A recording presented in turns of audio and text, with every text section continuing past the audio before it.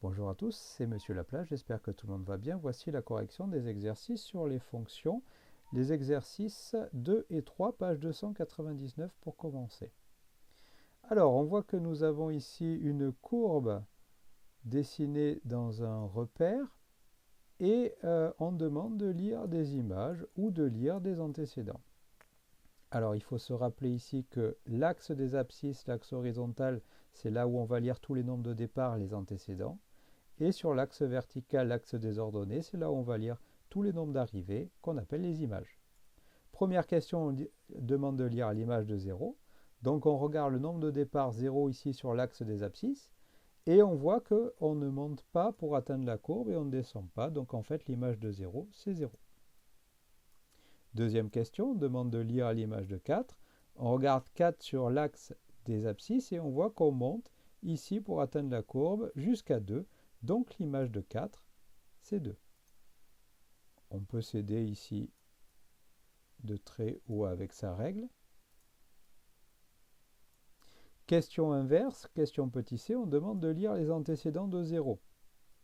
Donc on va regarder ici quels nombres vont donner 0 sur l'axe des abscisses. Ici on a moins 4, on a moins 2, on a 0 et enfin on a ici 3. Donc on dira que les antécédents de 0 sont moins 4, moins 2, 0 et 3. Et enfin, dernière question, quels sont les antécédents de 1? On va regarder ici quel nombre donne 1 sur l'axe des abscisses. Donc on voit qu'on a ici un premier nombre à peu près là, un deuxième nombre et enfin un troisième nombre ici. On lira environ moins 1,8, moins 0,2 et 3,6. Exercice numéro 3. Même principe, on a aussi une courbe dans un repère. On demande de lire des images ou des antécédents. Donc première question, lire l'image de 0. Là, cette fois, on voit que pour 0 sur l'axe des abscisses, on monte jusqu'à 1. Donc l'image de 0, c'est 1.